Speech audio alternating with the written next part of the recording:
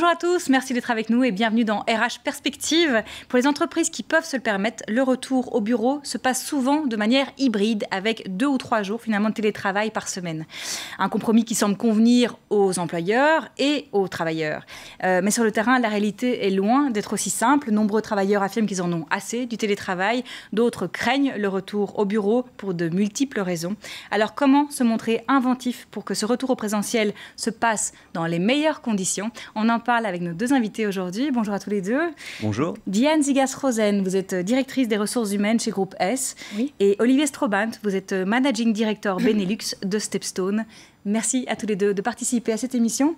Diane, on va commencer avec vous. Quel sentiment prédomine finalement aujourd'hui? L'envie de reprendre une routine et de retourner au bureau, ou à l'inverse, est-ce que le télétravail est voué à perdurer? Mais les collaborateurs ont besoin des 2. Depuis la crise du Covid, on ne peut plus se passer du télétravail, d'une part, mais on a quand même envie d'être dans l'entreprise et d'avoir des contacts avec les collègues. Alors quand on regarde les dernières statistiques, très clairement, 2/3 des collaborateurs sont vraiment, ont envie de retourner au bureau.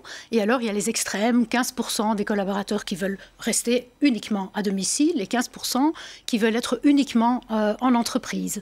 Alors pourquoi est-ce que certains veulent rester seulement à domicile? Parce qu'ils craignent le retour dans des espaces confinés, ils craignent la peur sanitaire. La peur sanitaire, ils craignent d'être dans les transports en commun, et puis ils craignent peut-être d'être moins efficaces que ce qu'ils estimaient être à domicile, puisqu'il y a une certaine efficacité quand même qui s'est installée aussi à domicile.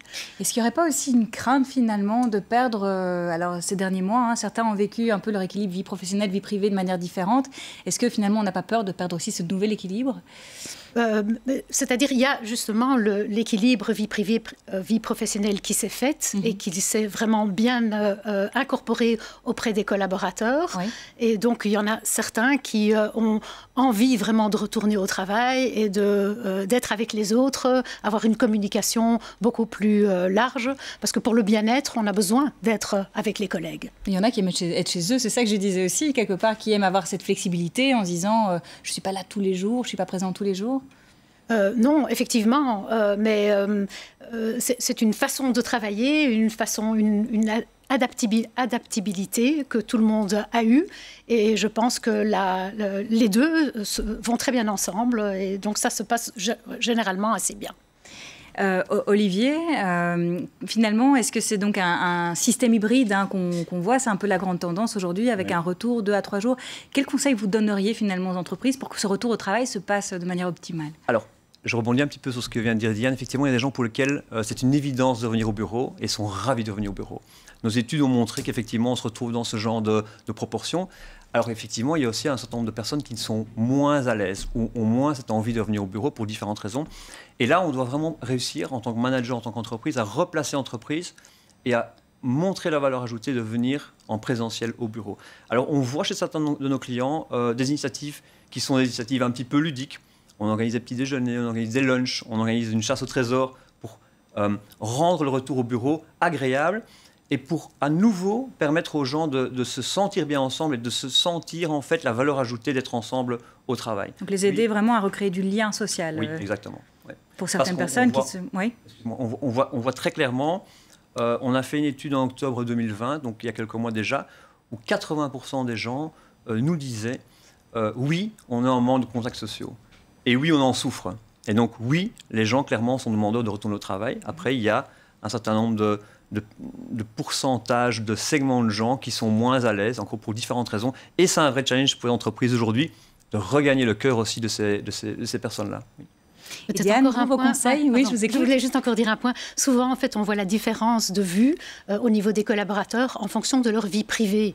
Donc, une personne qui vit seule aura une autre optique au niveau du télétravail qu'une personne qui est monoparentale ou qui a plusieurs enfants à la maison. Et leurs désirs sont très différents en fonction de la vie privée qu'ils mènent. Ouais, on le voit clairement. Qui ont un vécu complètement différent. Oui. Et vous, quels seraient les conseils que vous donneriez justement aux entreprises pour que tout se passe à merveille dans ce retour au présentiel?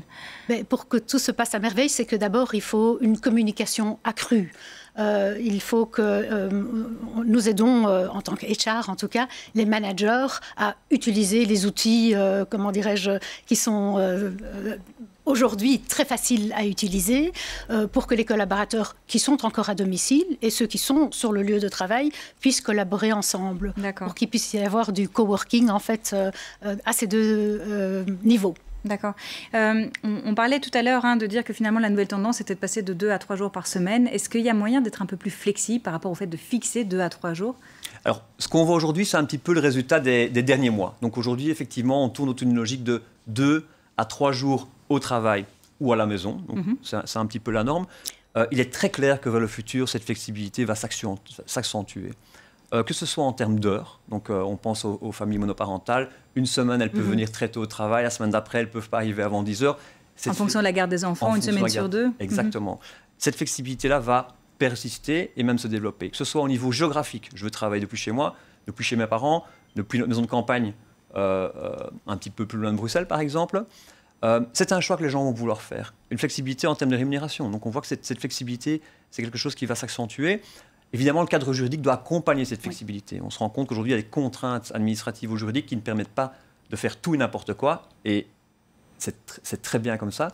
Et on voit que les attentes des gens vont quelque part forcer le système légal qui accompagne le cadre professionnel à se développer également. Et encore une fois, malgré cette volonté de flexibilité, je veux insister sur le message qu'on reçoit aussi de nombreux clients, de nombreux collaborateurs, c'est nous sommes en recherche de contact social et nous souhaitons venir au bureau selon certaines modalités précises, oui. Je voudrais rebondir peut-être sur ce que Olivier disait sur le cadre réglementaire. Il y a d'une part en fait le télétravail structurel et il y a aussi le télétravail occasionnel. Et il faut voir en quelle mesure ces deux formes de télétravail peuvent être combinées dans un cadre réglementaire. Donc ça permettrait une flexibilité accrue, en tout cas pour les collaborateurs. Donc ça c'est une chose. Et l'autre chose aussi, c'est pour rendre le travail agréable. Le télétravail ne fait que partie de ce qu'on appelle les New Ways of Working et qui est donc une partie de ce qu'on appelle les 3 B, les bricks, les bytes et les behaviors. Et donc là c'est vraiment la façon dont on peut travailler avec les collaborateurs de façon plus flexible, avoir aménagé les bureaux d'une autre façon que ce qu'on faisait auparavant, mettre à disposition les outils indispensables pour le télétravail ensemble avec le travail en entreprise. Et puis le behavior, c'est le comportement du manager et du collaborateur d'avoir plus de responsabilité, d'avoir plus de flexibilité et plus de communication entre eux. Donc, en fait, il y a beaucoup d'exemples de flexibilité. Olivier, vous avez encore d'autres exemples? J'aurais bien aimé rebondir sur le dernier point, le behavior. Oui. Je pense que ça demande des nouvelles habitudes en termes de leadership.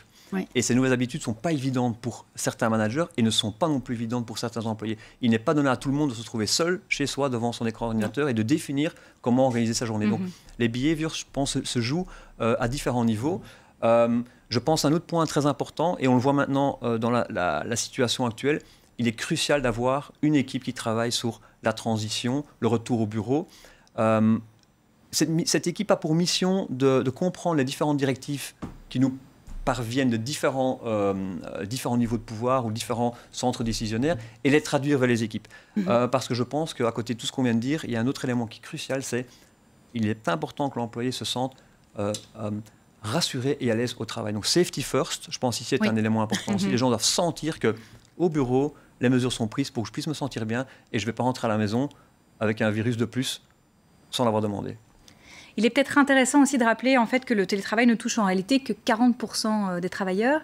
Cela dit, on parle de retour au bureau. En quoi est-ce si important finalement? Je dirais qu'il y a plusieurs choses qui sont importantes lorsqu'on pense au retour au bureau dans le cadre professionnel. En fait, on doit réfléchir un petit peu en matière de tâches. Il y a des tâches qui se prêtent très bien au travail à la maison. On doit rentrer en profondeur dans un dossier, préparer l'administration.